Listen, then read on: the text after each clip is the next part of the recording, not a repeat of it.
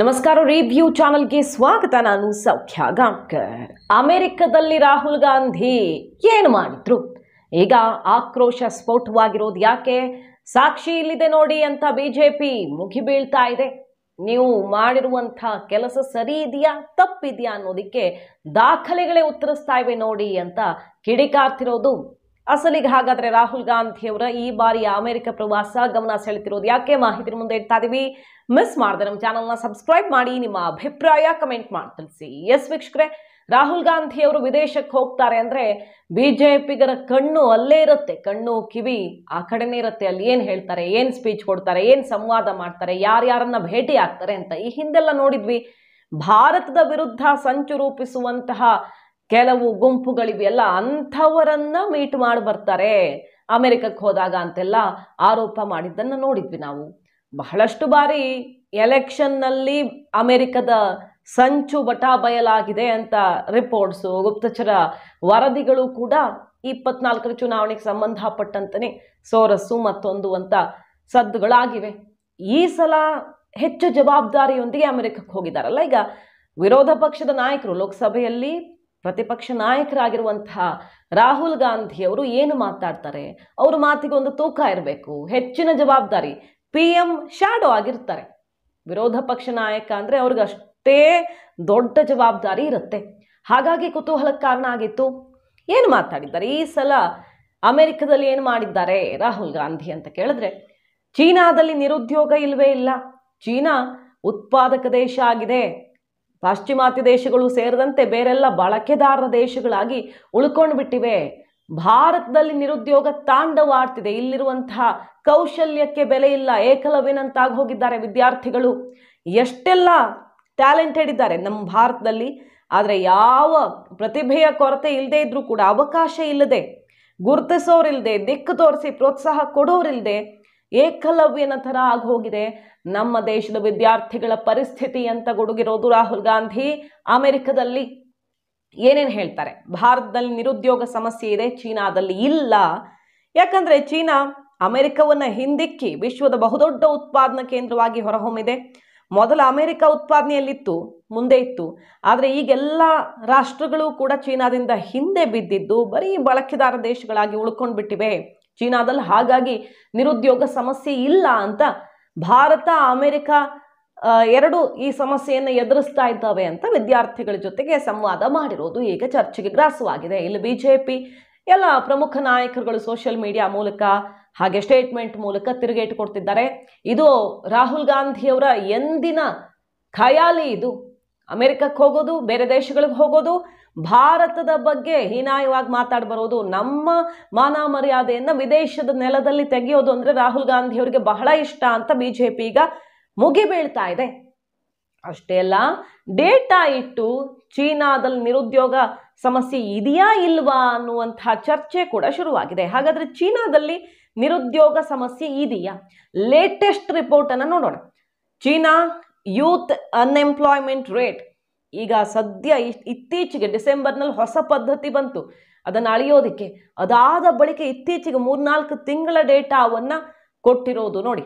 ಏನು 17%ಗಿಂತ ಮೀರಿ ಹೋಗಿದೆ. ಅಂದರೆ ದಾಖಲೆಯ ನಿರುದ್ಯೋಗ ಪ್ರಮಾಣ ಅಲ್ಲಿ 17%ಅನ್ನು ಮೀರಿದೆ. ಜುಲೈದಿದ್ದು, ತುಂಬ ಹಿಂದಿಂದಲ್ಲ, ಈಗ ಸೆಪ್ಟೆಂಬರ್ ಆರಂಭ ಆಗಿದೆಯಲ್ವಾ, ಜುಲೈ ತನಕ ಸಿಕ್ಕಂಥ ಡೇಟಾ ನಿಮ್ಮ ಮುಂದೆ ಇಡ್ತಿರೋದು, ಹಳೇದಲ್ಲ. 17%ಗಿಂತ ಜಾಸ್ತಿ ಆಗುವ ಮೂಲಕ ಹೈಯೆಸ್ಟ್ ಲೆವೆಲ್, ಇದುವರೆಗಿನ ಅತಿ ಹೆಚ್ಚಿನ ನಂಬರನ್ನು ನೋಡ್ತಾ ಇದೆ ಚೀನಾ.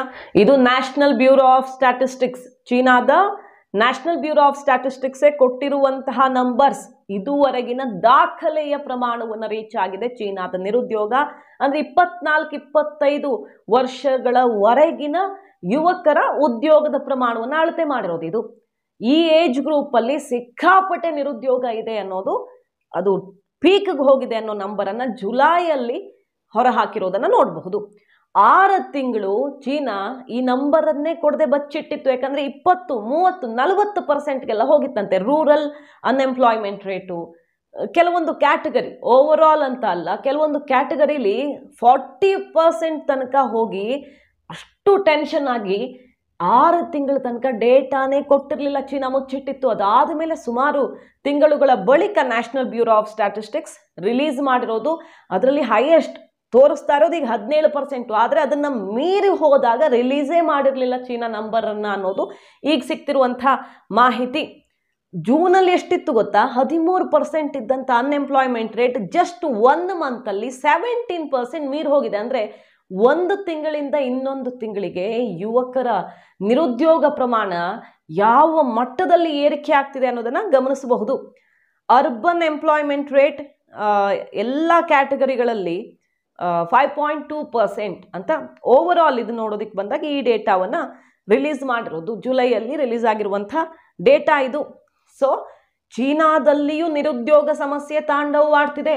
ಚೀನಾ ಈಗ ಉತ್ಪಾದನೆಯಲ್ಲಿ ನಂಬರ್ 1 ಅಂತ ಅನಿಸ್ಕೊಂಡಿದ್ರು ಕೂಡ, ಫ್ಯಾಕ್ಟರಿ ಜಗತ್ತಿನ ಫ್ಯಾಕ್ಟರಿ ಅಂತ ಚೀನಾ ಕರೆಸ್ಕೊಳ್ತಾ ಇದ್ರು ಕೂಡ ಅಲ್ಲಿ ನಿರುದ್ಯೋಗ ಸಮಸ್ಯೆ ಹೇಗಿದೆ ಅಂತ ಕೇಳಿದ್ರೆ 2024ರ ವಿಚಾರ ನೋಡಿ. ಇದು 12 ಮಿಲಿಯನ್ನಷ್ಟು ಹೊಸ ಗ್ರಾಜ್ಯುಯೇಟ್ಸು ಲೇಬರ್ ಮಾರ್ಕೆಟ್ಗೆ ಎಂಟ್ರಿ ಆಗಿದ್ದಾರೆ. ಬಟ್ ಅವ್ರಿಗೆ ಉದ್ಯೋಗ ಇಲ್ಲ, ಸರಿಯಾದಂತಹ ಸ್ಪೇಸ್ ಇಲ್ಲದೆ ಒದ್ದಾಡುವಂತಹ ಪರಿಸ್ಥಿತಿ ಚೀನಾದಲ್ಲಿದೆ. 12 ಮಿಲಿಯನ್ ಗ್ರಾಜ್ಯುಯೇಟ್ಸು ಎಂಟ್ರಿ ಆಗ್ತಿದ್ದಾರೆ. ಅದನ್ನು ಮ್ಯಾಚ್ ಮಾಡೋದಕ್ಕೂ ಅಲ್ಲಿ ಅರ್ಧಕ್ಕರ್ಧದಷ್ಟು ಉದ್ಯೋಗ ಅವಕಾಶಗಳೇ ಇಲ್ಲ ಅನ್ನೋದು ಗೊತ್ತಾಗ್ತಿರುವಂಥ ವಿಚಾರ. ಸೊ ಚೀನಾದಲ್ಲೂ ಬೇಕಾದಷ್ಟು ಸಮಸ್ಯೆಗಳು ತಾಂಡವವಾಡ್ತಿರೋದು. ಚೀನಾದಲ್ಲಿ ಸಮಸ್ಯೆ ಇಲ್ಲ ಅನ್ನೋ ವಿಚಾರ ಅಪ್ರಸ್ತುತ. ಈಗ ಅಸಲಿಗೆ ಚೀನಾ ಮುಂದಿದೆ. ನಮ್ಮ GDP ಕಂಪೇರ್ ಮಾಡಿದ್ರೆ ಚೀನಾ ಮುಂದಿದೆ. ನಾವು ಅಲ್ಲಿ ತಲುಪೋಕೆ ಇನ್ನೂ ತುಂಬ ವರ್ಷ ಬೇಕು. ಆದರೆ ಆರ್ಥಿಕವಾಗಿ ಆಗ್ತಿರೋ ಪ್ರಗತಿ ಇದೆಯಲ್ಲ, ಅವರು ಒಂದು ಗುರಿ ಮುಟ್ಟುಬಿಟ್ಟಿದ್ದಾರೆ, ನಾವು ಅಲ್ಲಿಗೆ ತಲುಪಬೇಕು. ಬಟ್ ವರ್ಷದಿಂದ ವರ್ಷಕ್ಕೆ ಆಗ್ತಿರುವಂಥ ಬೆಳವಣಿಗೆಯ ಪ್ರಮಾಣ, ಡೆವಲಪ್ಮೆಂಟ್ ರೇಟ್ ಇದೆಯಲ್ಲ, ಅದರಲ್ಲಿ ಭಾರತನೇ ಮುಂದಿದೆ. ಯಾರು ವೇಗವಾಗಿ ಬೆಳೀತಿದ್ದಾರೆ ಅಂತ ಕೇಳಿದ್ರೆ ಭಾರತ. ಎಲ್ಲೂ ನಮ್ಮ ಗ್ರಾಫ್ ಡೌನ್ ಆಗಿಲ್ಲ. ಹಾಗಾಗಿ ನಿರುದ್ಯೋಗದ ವಿಚಾರದಲ್ಲೂ ಕೂಡ ಚೀನಾ ಏನು ಹಿಂದೆ ಇಲ್ಲ. ಇತ್ತೀಚೆಗಷ್ಟೇ ನಮಗೊಂದು ಡೇಟಾ ಸಿಕ್ಕಿತ್ತು, ನಾವು ರಿಪೋರ್ಟ್ ಮಾಡಿದ್ವಿ. ಭಾರತದಲ್ಲಿ ಕೋವಿಡ್ ಬಳಿಕ ಈ ಜಾಗತಿಕ ಎರಡೆರಡು ಯುದ್ಧ ಮತ್ತೊಂದು ಸಮಸ್ಯೆ ಆದಮೇಲೂ ಆರ್ಥಿಕತೆ ತುಂಬ ಚೆನ್ನಾಗಿ ಆಗ್ತಿದೆ ಅಂತ.